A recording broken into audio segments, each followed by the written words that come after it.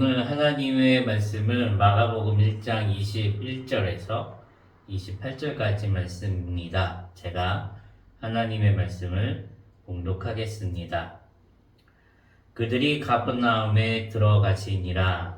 예수께서 곧 안식일에 회당에 들어가 가르치심에 뭇사람이 그의 교훈에 놀라니 이는 그가 가르치시는 것이 권위 있는 자와 같고 서기관들과 같지 아니함일러라.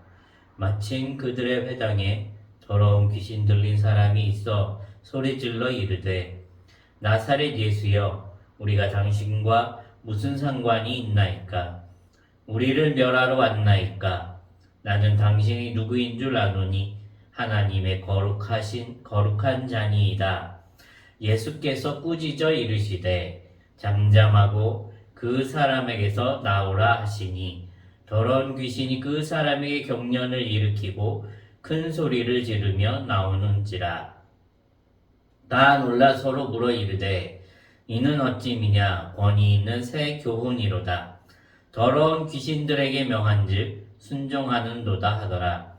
예수의 소문이 곧 온 갈릴리 사방에 퍼지더라. 아멘. 오늘은 권위 있는 새 교훈이라는 제목으로 말씀을 전하도록 하겠습니다. 10분 메시지를 전하도록 하겠습니다. 21절에 이렇게 말씀하고 있어요. 그들이 가버나움에 들어가니라. 예수께서 곧 안식일에 회당에 들어가 가르치심에 21절부터는요. 예수님께서 가버나움에서의 사역을 시작하십니다. 22절에서 예수님께서 이런 평가를 받으셨어요. 22절 뭇사람이 그의 교훈에 놀라니 이는 그가 가르치시는 것이 권위 있는 자와 같고 서기관들과 같지 아니함일러라. 저는 21절과 22절을 보면서 마태복음 5장에서 7장까지의 산상수훈 말씀이 생각나더라고요. 예수님의 가르침에 대한 평가는요, 마태복음과 마가복음이 같습니다. 마태복음 7장 28절 29절에 보면 예수께서 이 말씀을 마치심에 무리들이 그의 가르치심에 놀라니 이는 그 가르치시는 것이 권위 있는 자와 같고 그들의 서기관들과 같지 아니함일러라. 첫 번째로 전하고자 하는 메시지는 이것입니다. 예수님의 가르침은 탁월했다는 것이에요. 사람들은 예수님의 가르치심에 놀랐습니다. 예수님께서 하나님의 아들이시기 때문에 탁월함을 보여주셨다고 생각할 수도 있습니다. 사도행전 4장 13절에 보면 그들이 베드로와 요한이 담대하게 말함을 보고 그들을 본래 학문 없는 범인으로 알았다가 이상히 여기며 이렇게 말씀하고 있거든요. 이렇게 말씀하시는 것처럼 베드로와 요한 또한 바리새인들이 그들의 선포를 듣고 놀람을 표현하고 있습니다. 예수님의 지혜는 하나님께서 주신 것입니다. 야고보서 1장 5절 말씀 너희 중에 누구든지 지혜가 부족하거든 모든 사람에게 후히 주시고 꾸짖지 아니하시는 하나님께 구하라 그리하면 주시리라. 예수님도 하나님께서 지혜를 주셨고 사도들 또한 하나님께서 지혜를 주신 것입니다. 여러분도 하나님께 지혜를 구하시기 바랍니다. 27절에 이렇게 말씀하고 있어요. 다 놀라 서로 물어 이르되 이는 어찌미냐? 권위 있는 새 교훈이로다. 더러운 귀신에게 명한즉 순종하는도다 하더라. 예수님의 가르침을 권위 있는 새 교훈이라고 찬양하고 있습니다. 왜냐하면 더러운 귀신에게 말씀하시니 귀신이 순종했음을 사람들이 보았기 때문입니다. 예수님의 말씀이 말에서 끝나는 것이 아니라 권능으로, 능력으로 나타났기 때문이에요.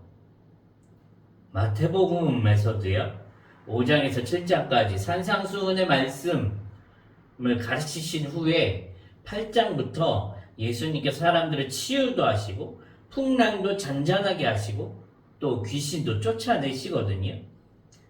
랍비들의 가르침은 가르침에서 끝나지만 예수님의 가르침은 가르침에서 끝나지 않아요. 말씀의 권능을 보여주십니다. 하나님의 말씀이 말씀에서 끝나지 않고요. 말씀에 능력이 있음을 보여주시거든요. 두 번째로 전하고자 하는 메시지는 이것입니다. 하나님의 말씀은 말씀에서 끝나지 않는다는 것입니다. 말씀의 능력을 보여주세요.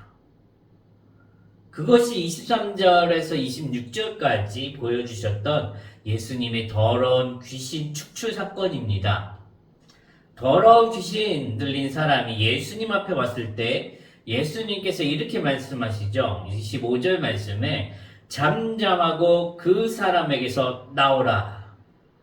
잠잠하고 그 사람에게서 나오라. 이 말씀을 선포했을 때 더러운 귀신이 그 사람에게서 나왔습니다. 사람들은 이 광경을 본 것입니다. 말씀이 말씀에서 끝나지 않고 가르침이 가르침에서 끝나지 않고 더러운 귀신이 쫓겨나는 것을 본 거예요. 제가 이 부분을 묵상하면서 많은 고민을 하게 되었습니다. 분명 신구약 성경은 나에게 주신 하나님의 말씀임을 믿습니다. 내가 아느냐 모르느냐에 달린 일이지 내가 모르는 말씀이라고 해서 그것이 나를 위한 하나님의 말씀임을 부인하지 않습니다. 이것이 성경을 계속해서 연구하고 보고 읽어야 하는 이유이기도 하다고 저는 생각합니다.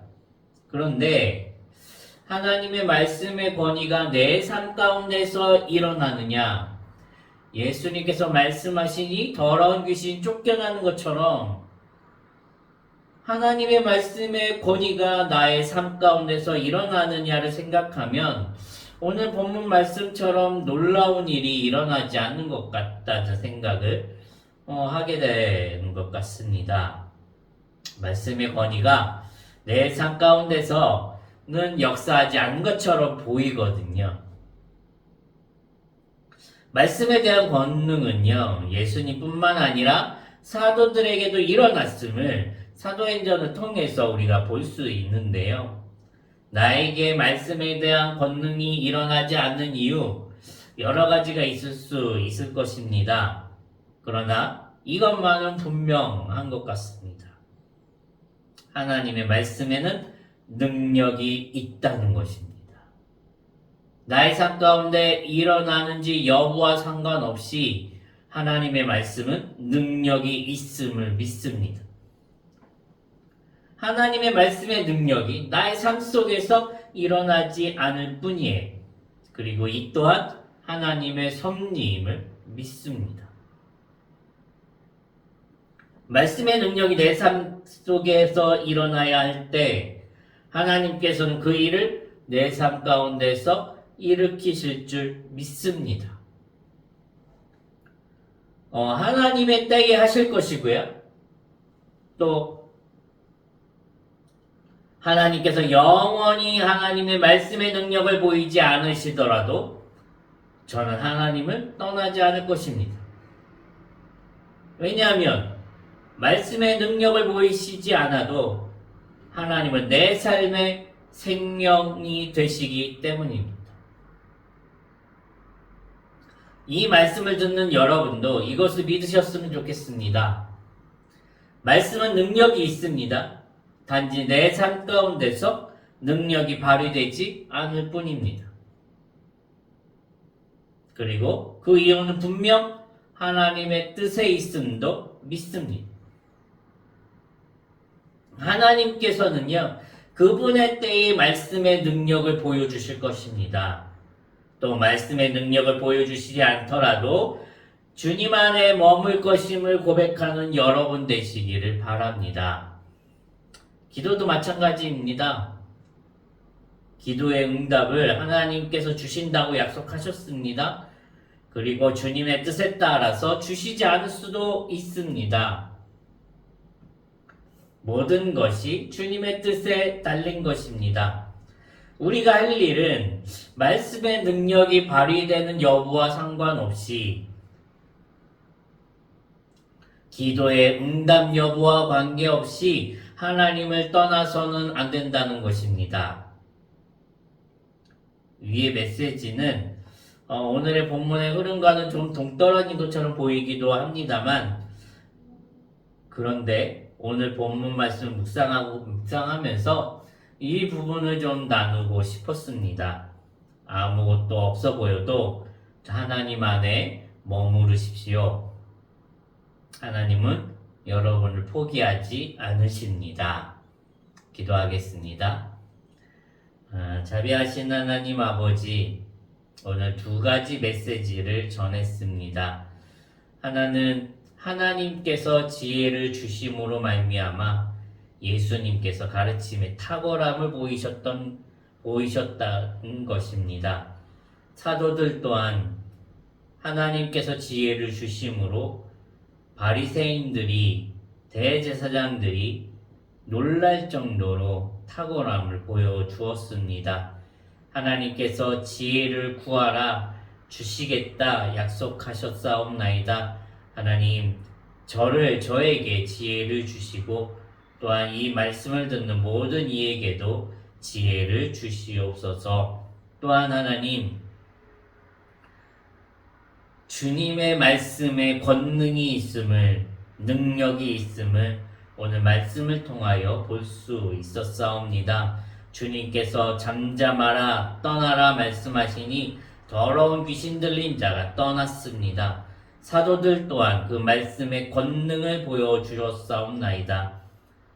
내 삶 가운데서 주님의 말씀의 권능이 일어나지 않으므로 실망할 때도 있었지만, 제가 믿는 것은 하나님의 말씀에는 능력이 있음을 믿고 또한 주님의 뜻에 의해서 내 삶 가운데 능력이 발휘되지 않음을 고백합니다.